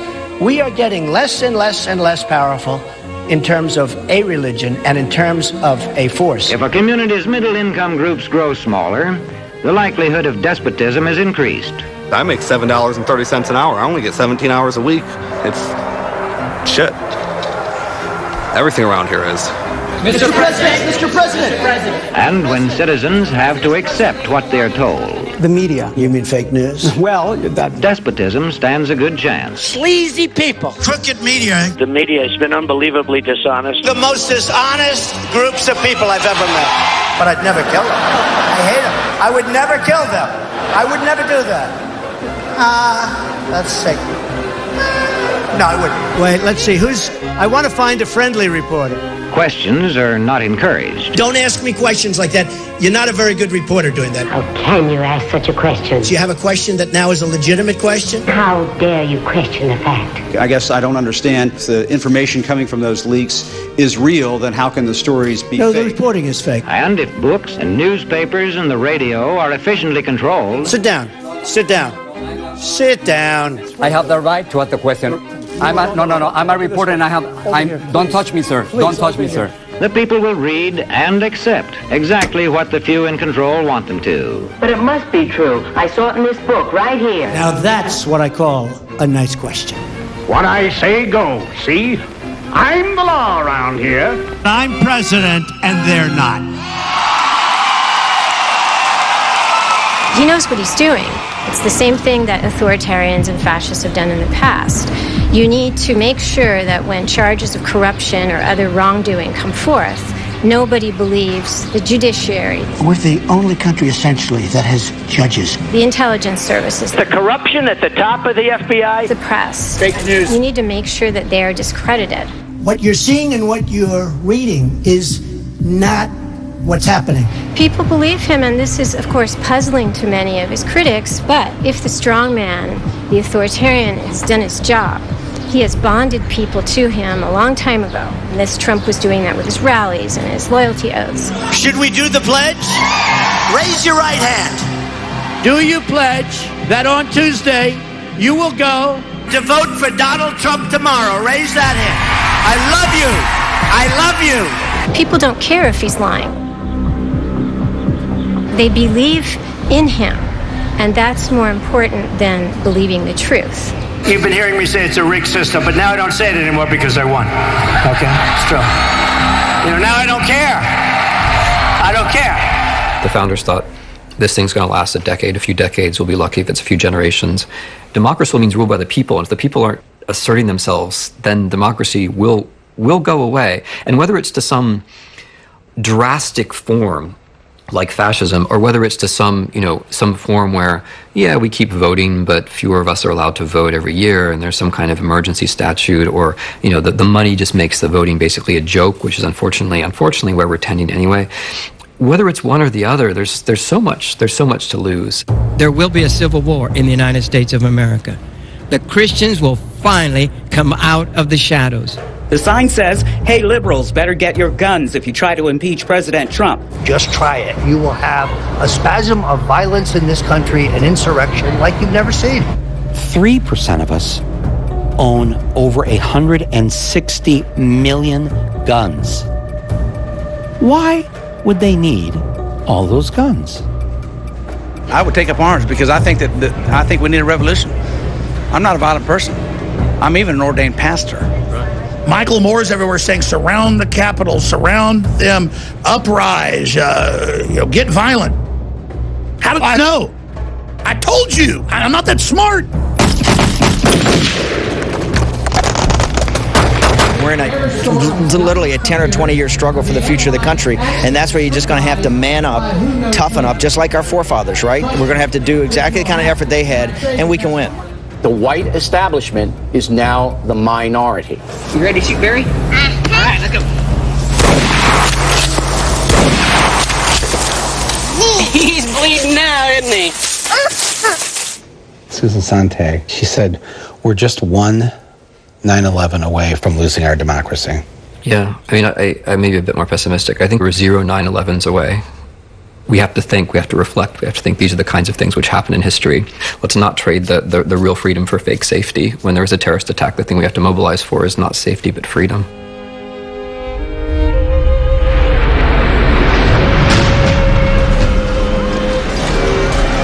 There is one report, as of yet unconfirmed, that a plane has hit the World Trade Center, and you can see that there is smoke there coming out of at least two sides of the building. The search is underway for those who are behind these evil acts. The USA Patriot Act, adopted by Congress and signed by Bush 6 weeks after the attacks, allows for searches of medical and financial records, computer and telephone conversations, and even for the books you take out of the library. Most of the people we spoke to say they're willing to give up some liberties to fight terrorism. Either you are with us, or you are with the terrorists. Donald J. Trump is calling for a total and complete shutdown of Muslims entering the United States. Last week, ICE agents fanned out in raids like this one in every state. Ripping children away from their families under this new policy. ¿De dónde son ustedes? ¿Y tú? Guatemala. No llores. Vas a llegar con... Mira, ella te va a explicar y te va a ayudar. Papa. Taking babies away from their mother and locking up one or the other and separating them because they did no harm to anybody. They just didn't comply with the stupid regulations. That's a crime against humanity, in my judgment. The Statue of Liberty stands there, you know, send me you're tired, your huddled masses yearning to breathe free. I lift my lamp beside the golden door. Where? We don't see it in this country, and it pains me. And that's the world in which we live. And we've got to change it or perish.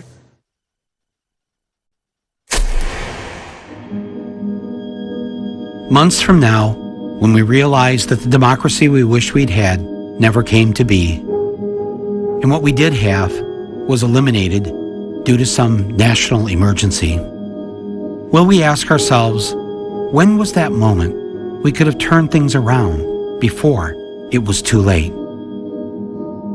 Was it when the teacher in your family had to get a second job?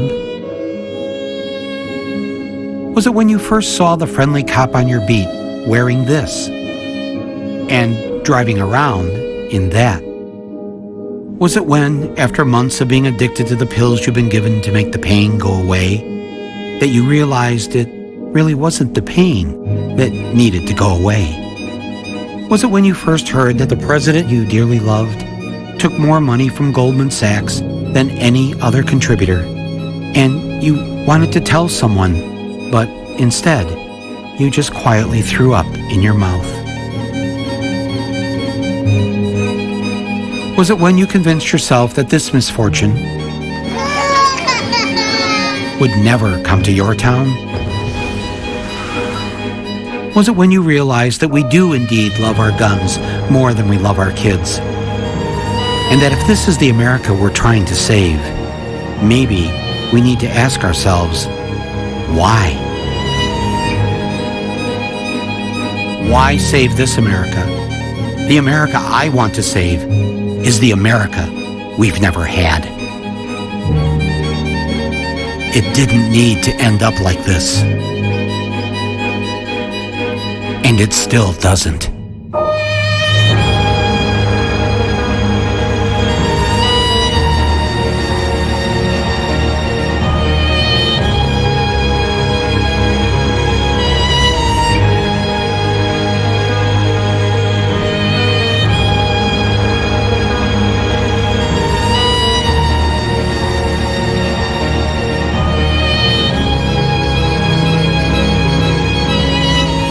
Evil is a slow-moving organism. By the time it coalesces into one giant terror, it is too late. We had spent too much time trying to comfort ourselves with the belief that the Constitution would save us. Elections would save us. The special prosecutor would save us. Impeachment would save us. We kept hoping. But it was that hope that killed us. Hope was wishful and passive and comforting. We didn't need comfort. We needed action. And sometimes I guess it takes a Donald Trump to make us wake up and realize that what we need to do is to acknowledge that we have to get rid of the whole rotten system that gave us Trump. And to realize that now, right now, our time is up. We need to act immediately.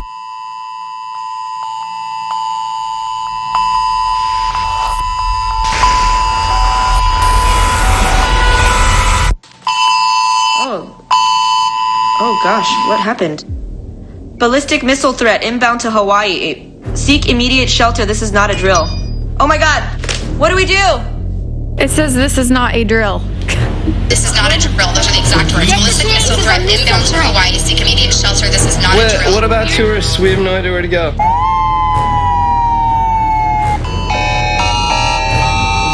I mean, this literally could be the start of a nuclear war. Shit. The U.S. Pacific Command has detected a missile threat to Hawaii. What do we do? A missile may impact on land or sea within minutes. This is not a drill. Holy shit. This is a missile threat. It was just an accident, a mistake. But make no mistake about it, this is the world in which we now live. 911, what is the emergency? Spelman Douglas High School. They were shooting into my classroom. 6 minutes and 20 seconds with an AR-15, and my friend Carmen would never complain to me about piano practice. Aaron Feist would never call Kira Miss Sunshine. Alex Schachter would never walk into school with his brother Ryan. Scott Beagle would never joke around with Cameron at camp. Helen Ramsey would never hang out after school with Max. Gina Montalto would never wave to her friend Liam at lunch. Joaquin Oliver would never play basketball with Sam or Dylan. Elena Petty would never. Kara Lugren would never. Chris Hickson would never. Luke Hoyer would never. Marquine Duque Aguiano would never. Peter Wang would never. Alyssa Al-Hadaf would never. Jamie Guttenberg would never. Meadow Pollock would never.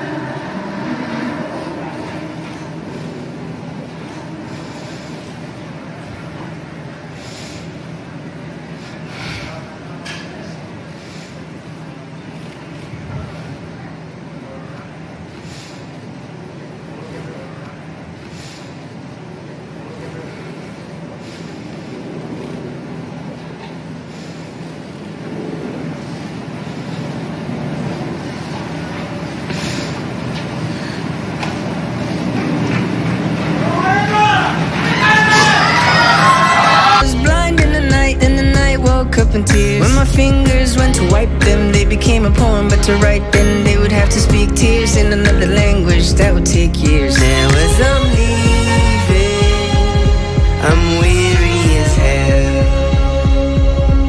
confusion I'm feeling, ain't no tongue can tell. The words fill my head and fall to the floor. If God's on your side, then would you ever